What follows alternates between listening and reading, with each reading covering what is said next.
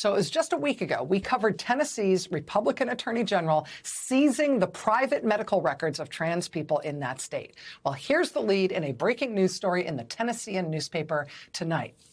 Tennessee's Attorney General wants the state to be able to investigate and compel information on out-of-state abortions. These are your private medical records. They are taking them already from trans people in Tennessee. Now they want to take them from any Tennessee woman who has had an abortion in another state. In another state? Yeah, if you live in Tennessee and you need to get an abortion, well, Republicans have instituted an abortion ban in Tennessee. So you can't get one in Tennessee anymore. You will need to travel out of state. But Tennessee's Republican Attorney General now says he intends to effectively follow you out of state to get your medical records to see if you got an abortion somewhere else, even in a state where it's legal. That's the Tennessean tonight. And oh, look, it's also in Kentucky. Tonight in the Louisville Courier-Journal, the Kentucky Attorney General wants Kentuckians' out-of-state abortion records to be available to authorities. Oh, it's not just Tennessee, it's also Kentucky. Oh, and look, here it is in Arkansas, too, today in the Arkansas Times. Arkansas Attorney General wants to know about your out-of-state abortion. It's happening with the Republican Attorney General in Arkansas, too. Oh, and look, here tonight. Here it is in Georgia. Georgia Attorney General. And here it is in Mississippi. Mississippi's Attorney General. This is from Mississippi Today, a nonprofit news organization which was actually first to break this story with this headline: Mississippi's Attorney General wants to make info on out-of-state abortions available to Mississippi authorities. Mississippi has banned abortion. There is no abortion clinic left in Mississippi. So if you live in Mississippi and you need to get an abortion, you will need to figure out how to get yourself out of Mississippi and into a state where you can legally get one. But the Republicans in state government in Mississippi say they will effectively follow you out of the state. By virtue of the fact that you are a Mississippi resident, sorry, they now claim the right to seize your medical records from a clinic in New York or in Illinois or wherever else you go. They claim the right to follow you there and take your private medical records from there for their own law enforcement purposes. And I just showed you headlines from Mississippi, Kentucky, Tennessee, Arkansas, Georgia, but it is actually 19 different states where Republican officials are going for this now. 19 Republican attorney generals in 19 states have signed on to a letter to the Biden administration saying they want the right to go after women's private medical records anywhere in the country, including all the states where abortion is legal. They want to follow their residents all over the country to see if that woman might be getting an abortion or some other kind of reproductive care anywhere. They want the records, and they claim the right to go get them. Alabama, Alaska, Arkansas, Georgia, Idaho, Indiana, Kentucky, Louisiana, Mississippi, Missouri, Montana, Nebraska, North Dakota, Ohio, South Carolina, South Dakota, Tennessee, Texas, Utah. Republican attorneys general in all of those states have sent this letter to the Biden administration about their right, as they see it, to get your private medical records.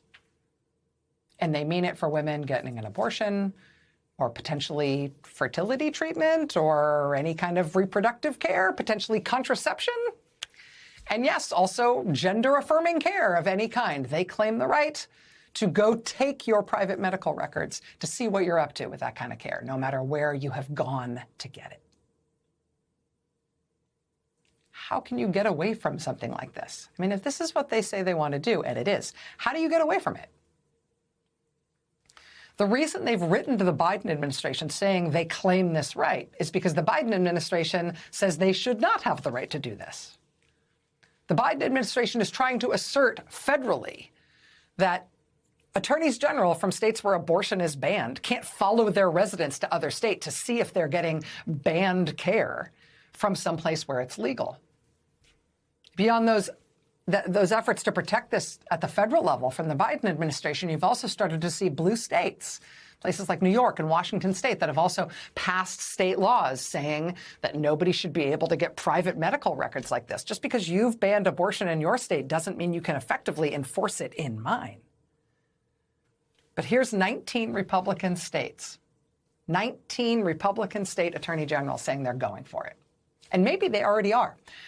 When reporter Joe Sonka from the Louisville Courier-Journal today asked the Kentucky Attorney General's office if they have already pursued private medical records from Kentucky women who've had medical treatment in other states, the Attorney General's office didn't give Joe Sonka an answer. He says he has still not heard back from the Attorney General's office about this, which leaves open the possibility that maybe they are already doing this. Maybe they are already trying or getting these medical records.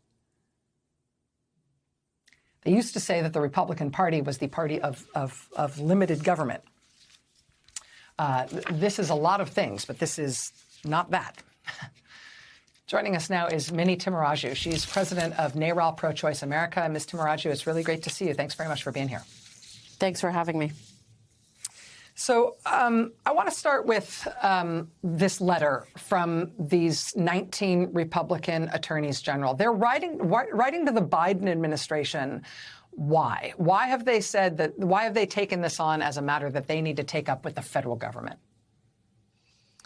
You know, the Republican AGs have been increasingly extremist. They're some of the most egregious offenders of attacks of our fundamental freedoms, from the freedom to vote to reproductive freedom. It's not shocking that as they're losing the public opinion war on abortion, they're pivoting and trying to conflate gender-affirming care attacks with abortion care. You know, we know that the opponents for reproductive freedom and abortion access are the same as the opponents of gender-affirming care and the LGBTQ plus and trans communities. We know this because we know where the dark money is coming from. We know who the organizers are behind this. There's model legislation.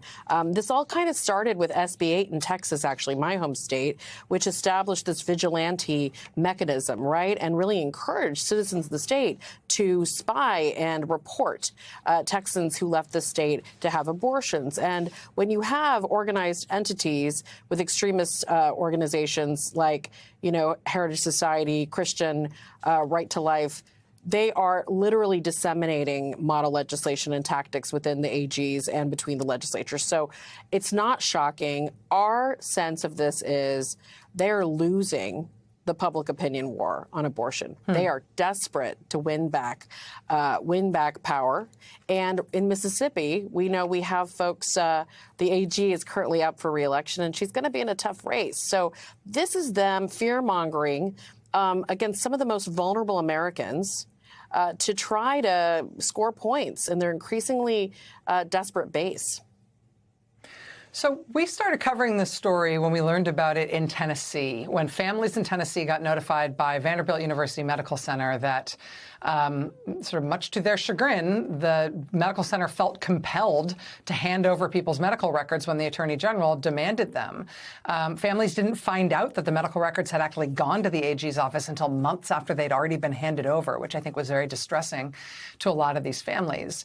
But it raises very practical questions immediately. One is, what can medical providers do to protect the privacy of their patients, both in Republican-controlled states where there may be bans on the kinds of health care that we're talking about here, but also in blue states where these things are legal and people should be able to obtain this kind of medical care without without government intrusion. But what can people themselves do to try to protect themselves if attorneys general in all of these states, I mean 19 states, are saying they think that people's private medical information like this is fair game? So I think you alluded to it before. The Biden administration, HHS, proposed this rule in response to an active, public comment period, but also the White House, led by Vice President Harris and the Gender Policy Council, has done 40-plus meetings with abortion providers, activists, patients in tough states like Idaho and Missouri. They've been soliciting feedback from legislators, AGs. They've known for a long time that this is what states were trying to do. The reporting you gave, they've been tracking this, which is also why the U.S. Senate last year, Catherine Cortez Masto, led by Catherine Cortez Masto, also tried to pass legislation that would protect providers and patients from crossing state lines. Now, what can folks do in the states where these AGs are threatening their bodily autonomy and their freedom?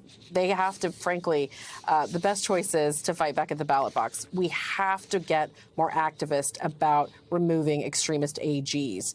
You know, some of the most forward-thinking attorneys general are now the governors in states that are doing the most advanced work on reproductive care. You're talking about, you're going to have Governor Shapiro on. He's a former AG. Maura Healey, former AG.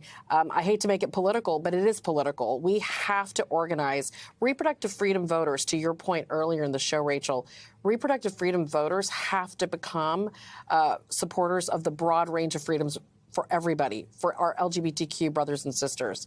The other course of action folks can take is to challenge these bills and these laws in the courts. And a lot of our colleagues at ACLU, Center for Reproductive Rights, are working on litigation. Mini Tamaraju is president of NARAL Pro-Choice America. Ms. Tamaraju, thanks very much for making time this evening. This is a story that I think is going to get more attention in days ahead. It's helpful to have you here. Thank you. All right. I should say when the Biden administration announced this rule to try to prevent, effectively, Republican attorneys general in Republican-controlled states from chasing their residents around the state, from chasing their residents around the country, going after their medical records, NARAL Pro-Choice America put out a statement saying, your conversations with your doctor and your decisions about reproductive health care, including abortion care, are your own business, no one else's. And I remember when they put out that statement at the time, I remember thinking at the time, like, yes, clearly that's the obvious bottom line from which we all proceed here. It's not the obvious bottom line from which at least 19 Republican states are proceeding now. It's incredible that this is contested ground, but boy, is it.